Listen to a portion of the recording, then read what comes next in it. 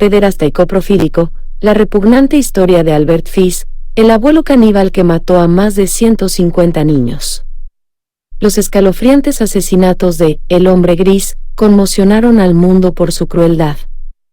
Caras vemos, pero desórdenes psiquiátricos no sabemos. Detrás de un pulcro bigote, un refinado traje y un elegante bombín a veces la criminalidad se asoma y se da un buen festín. Hamilton Fish, conocido como Alberto el Hombre Gris, es el sueño de todo especialista en salud mental y la peor pesadilla de la población estadounidense. Caníbal, masoquista, pederasta, sádico y coprofílico, este asesino serial puso muy en alto los estándares de la criminalidad en la década de 1890.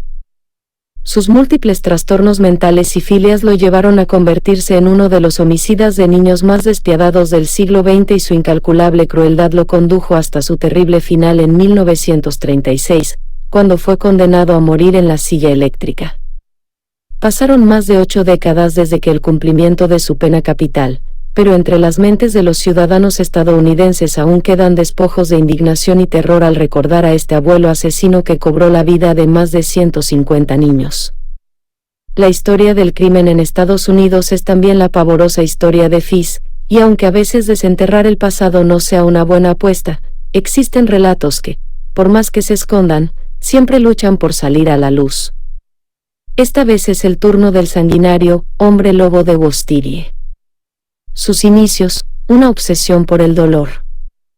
Hamilton Howard Fish nació el 19 de mayo de 1870 en Washington, D.C., Estados Unidos.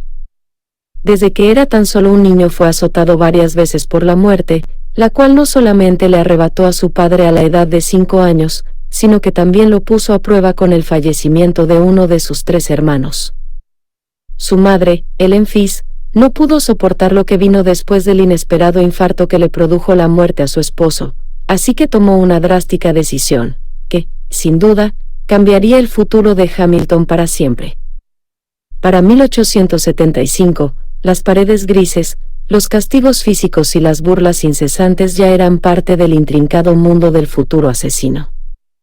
El dolor embriagador y la carencia económica llevarían a su madre a encargar su cuidado a un orfanato que, si bien trajo consigo momentos desoladores también, fue el detonante de un gran descubrimiento. Las primeras tendencias masoquistas comenzaron a dejarse vislumbrar a la corta edad de 5 años.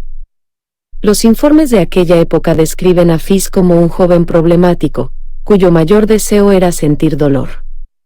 Sus días transcurrían entre sus pasatiempos favoritos, autoinfligirse lesiones, golpear a sus compañeros y mostrar una curiosidad desbordada por los recortes de prensa que retrataban las historias de criminales. Si su infancia fue determinante en la formación de su instinto homicida, su genética lo fue aún más. Con 2 generaciones de enfermedades psiquiátricas a sus espaldas, Albert se convirtió en la persona más temida. No obstante, no fue el único, ya que al menos 7 personas de su parentesco más directo, entre ellas su madre, habrían padecido de fuertes alucinaciones. Su paso por el orfanato no duró mucho y en 1879 ya se encontraba de nuevo junto a su progenitora.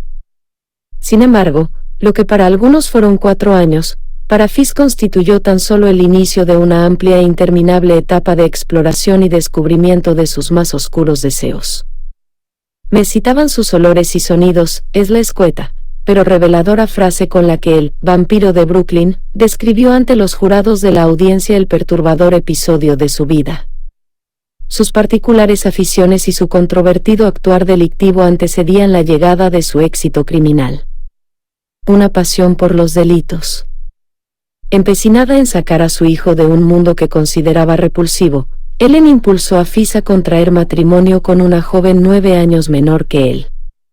Del fruto de su unión nacieron 6 hijos: Albert, Anna, Gertrude, Eugene, John y Henry. El casamiento arreglado parecía funcionar con Fish ejerciendo sus labores como padre y esposo amoroso. Incluso, una de las detectives que lo arrestó en 1903 por malversación de fondos recordó esa tierna y fugaz etapa de la vida del asesino serial en donde todo iba viento en popa y sus instintos criminales parecían haber quedado enterrados en el pasado. En esos años fue un buen padre y esposo, aclaró la autoridad estadounidense a los medios locales. No obstante, hasta las fachadas más elaboradas corren el riesgo de derrumbarse y al inocente pintor de casas particulares la vida le tenía preparadas unas cuantas sorpresas, no sin antes tener la oportunidad de arremeter en contra de un centenar de niños. Según confesó el mismo asesino serial a las autoridades, su primera víctima se remonta a 1910, año en el cual atacó a Thomas Bedden. Posteriormente, en 1917, acuchilló a un niño afroamericano en Maryland, Estados Unidos. El verdadero detonante de su locura se produjo tras el abandono de su esposa por otro hombre en 1917. Perdido y solo, Fisk comenzó a oír voces que lo incitaban a cometer crímenes en nombre del apóstol San Juan.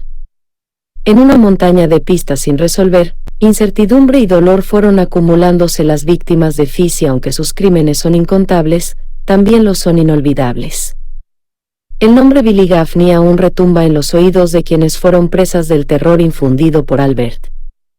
El 11 de febrero de 1927, un nuevo delito ensombreció la tranquilidad de un vecindario en Brooklyn.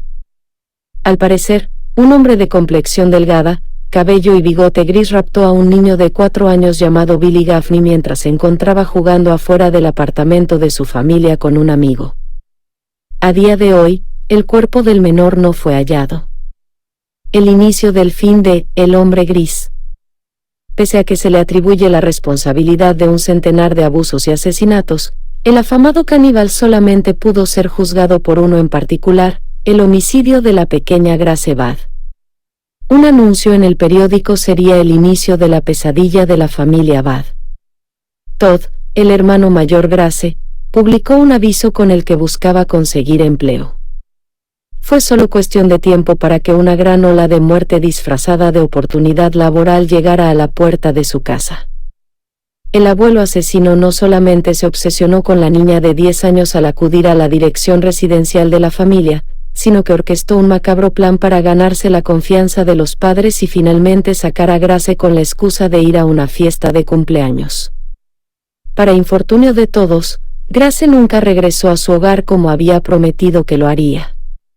Sin rastro de la niña y su captor, pasaron 6 largos y dolorosos años en los que la esperanza se perdió.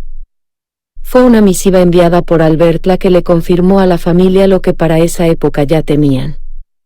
El domingo 3 de junio de 1928 llamé a su puerta en la calle 15, 406 Oeste. Llevaba queso y frutillas, y almorzamos.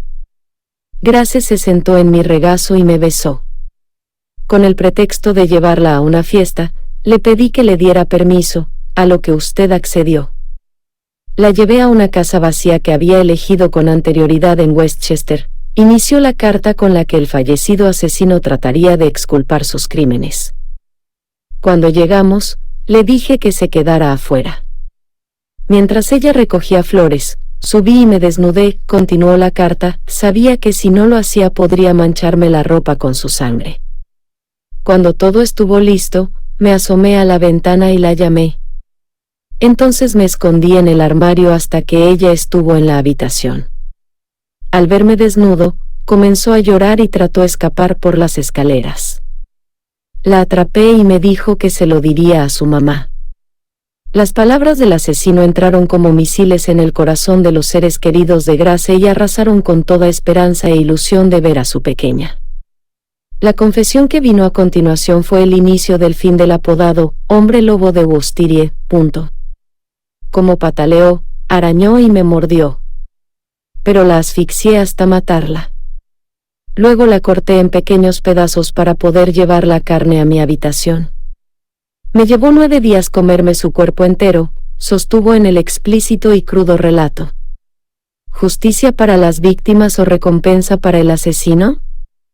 El 13 de diciembre de 1934, Alfred Fisk fue finalmente arrestado por la policía estadounidense. Sin un atisbo de remordimiento y bajo la premisa de «no soy un demente, solo un excéntrico». A veces ni yo mismo me comprendo, confesó haber cortado la cabeza de Grace con un cuchillo y el resto de su cuerpo con una sierra. A sus revelaciones se sumó la de un niño de 4 años, aparentemente Thomas Bedden, al cual flageló hasta morir. Con la crueldad al extremo, le cortó las orejas, la nariz y le sacó los ojos para finalmente preparar un estofado humano. Una tras otra, Fish narró con una sonrisa en la cara todas las perversiones cometidas a más de un centenar de niños y jóvenes durante su juicio llevado a cabo el 11 de marzo de 1935. Días después fue encontrado culpable por la justicia y condenado a morir en la silla eléctrica, que más que un castigo ejemplar, fue visto por él como una placentera recompensa, de acuerdo con declaraciones de un periodista de Daily News presente en el lugar de la ejecución. Sus ojos llorosos destellaron de alegría ante la idea de ser sometido a un calor mucho más intenso, comparado con el que usualmente se quemaba para satisfacer su lujuria. Preguntó si estaría consciente en el momento de su muerte. Dijo que era el único placer que le faltaba probar, su propia muerte, el delicioso dolor de morir, escribió el reportero. La ejecución se produjo el 16 de enero de 1936 y la potente descarga eléctrica de su silla fue el último escalofrío que conoció el abuelo asesino.